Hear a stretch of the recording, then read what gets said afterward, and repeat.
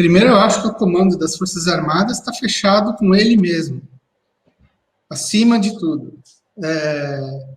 Não é uma questão de estar fechado ou não com o Bolsonaro. O Bolsonaro é um homem-bomba deles. Ele é um para-raio. Ele é uma pessoa feita para cumprir esse papel. E ele pode ser descartado alguma hora. Isso não está fora do horizonte. Eles sempre planejam um plano B. Eles vão atuando nisso, que é uma estratégia de pinça. Tem o Bolsonaro de um lado, mas eles podem fechar com outra solução do outro lado. Eu não acho que ele... Seria o Mourão, Piero? Pode ser o Mourão. Eu não descarto isso. E o que eu vejo nessas, vamos dizer assim, nesses elementos que vão para um lado, vão para o outro, você vê Mourão, uma hora parece se distanciar mais e abre uma contradição com o Bolsonaro, aí, de repente, ele publica esses artigos, onde parece que ele está falando coisas que ele é mais ameaçador ainda do que o Bolsonaro. Aí eles vão e dizem, não, agora a gente se aproxima do Centrão, depois ele se afasta do Centrão e começa a bater de frente com o Congresso. Veja bem, essas operações, esse vai, não vai, é o que dentro da estratégia de pinça pode ser feito o seguinte, eles vão lançando as duas forças ao mesmo tempo, entendeu? Essas aproximações e distanciamentos, e inverte posições e tal. É um negócio feito para ser exatamente assim. Assim, a gente consegue enxergar alguma aliança absolutamente definitiva com o Centrão, um aparelhamento. Se a gente for olhar e esticar mais o prazo ainda dessa situação, o que a gente vê? É um processo de aparelhamento quase que único, exclusivamente dos próprios militares no Estado. Né? Esse é, talvez, o projeto deles. É um projeto de refundação do próprio Estado, né? Um projeto de dizer assim, bom, o Estado tem que se modificar. Como que a gente modifica isso?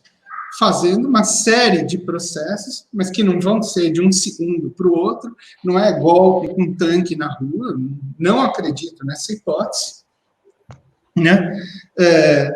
De fazer aqui e ali operações e trabalhar com operadores que vão fazendo modificações drásticas, né, no sentido de que você, a partir de um determinado momento, nunca mais tenha um Estado que não esteja com eles no controle dos seus mecanismos. Quer dizer, o que vão ser as próximas eleições, se é que elas vão ser?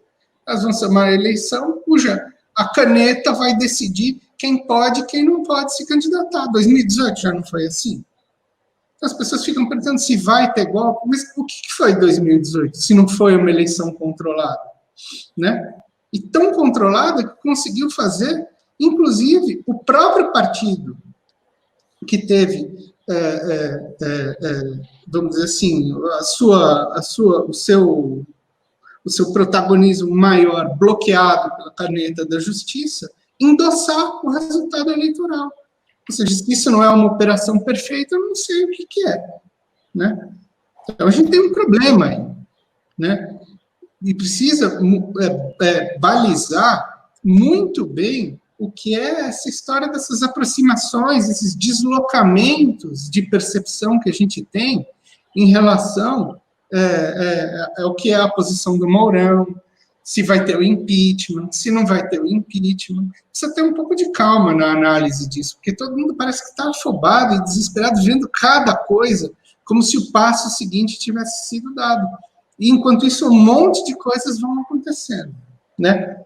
Vamos dar um exemplo. Eles estão falando em artigo 142 o tempo inteiro agora. Mas passou pela cabeça, por exemplo, que eles têm à disposição um mecanismo muito mais eficaz do que o 142 para fazer uma operação muito mais bem feita, que é fazer uma espécie de GLO nacional, caso as coisas saiam completamente do controle por conta do coronavírus? É possível que eles façam isso, não é? E aí eles têm o dispositivo e a eficácia para fazer esse negócio, assim, na mão, né? Quando você diz é possível que eles façam isso, quem são eles? Ué, eles é esse consórcio militar que regula todas as ações desse governo. O alto comando das Forças Armadas. Chamar alto comando das Forças Armadas são os 16 generais que estão ali, mas a gente tem que pensar nisso como um conjunto de generais que está ali, como o GSI, como os generais que estão no governo e como os generais que estão no comando das Forças Armadas, que operam em consonância com isso, não há contradição entre eles, do meu ponto de vista.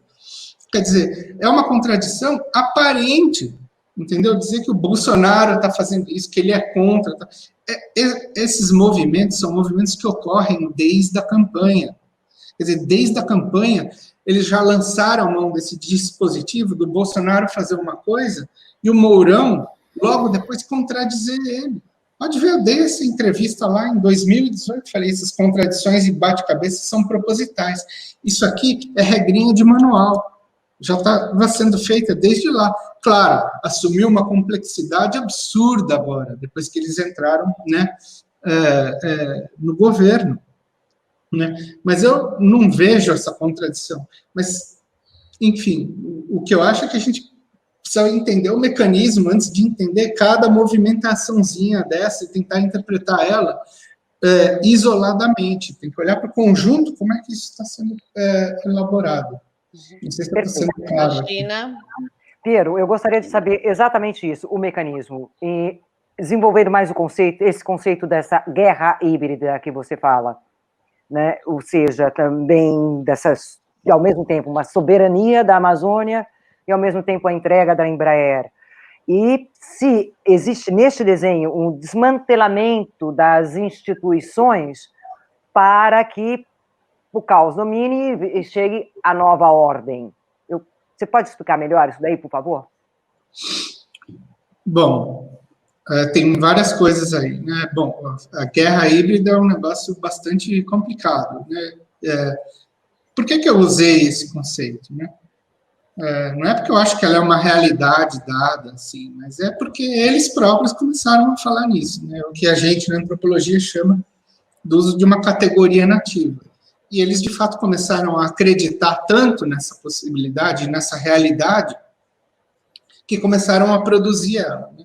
Muitos dos mecanismos da guerra híbrida se baseiam nesse tipo de operação. Né? Você faz o quê? Isso que eles chamam, por exemplo, de uma operação de false flag, né? Ou operação de bandeira falsa. Né? Eles jogam nos outros exatamente aquilo que eles estão fazendo. Então, o que a gente vê aqui?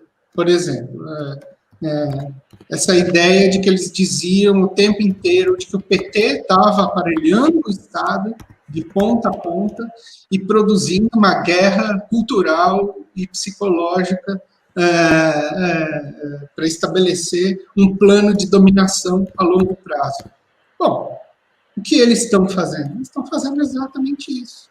Você joga para o outro exatamente aquela característica, uma característica que você está procurando implantar, né?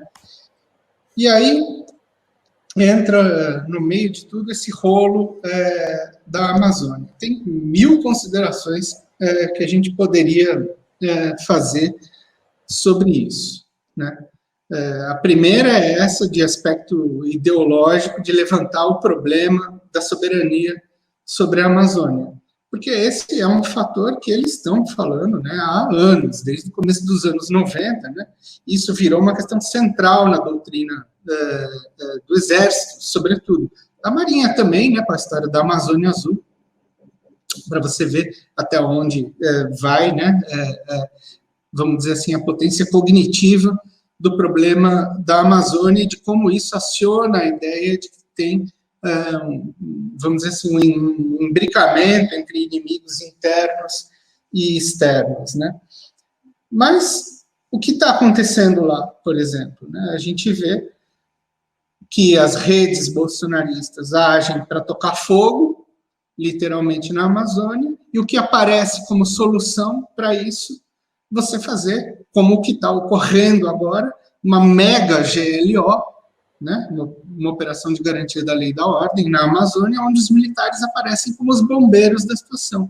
Então, isso aqui, veja bem, é o desenho claríssimo dessa situação. A gente pode aplicar ela para N campos, né? Se você vê o que acontece na Amazônia, quer dizer, o que acontece?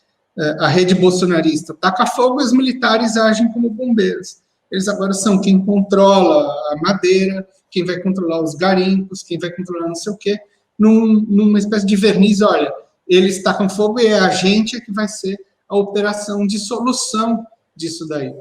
Então, o que eu acho? Ainda tem um prazo nessa fórmula do Bolsonaro estar esticando a corda para eles agirem como a solução dos problemas que eles próprios estão criando. Mas, enquanto a gente acreditar fielmente nessa hipótese de que o Bolsonaro está em contradição com eles, a gente não vai perceber que esse é um mecanismo autoproduzido, né?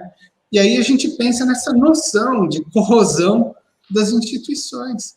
Porque eu acho que, entre outras coisas, eles precisam do discurso de que as instituições estão funcionando para operar isso. E a primeira instituição que a gente tem que ver se está ou não funcional são as próprias Forças Armadas, que, afinal de contas, foram inundadas pela política a partir de 2014.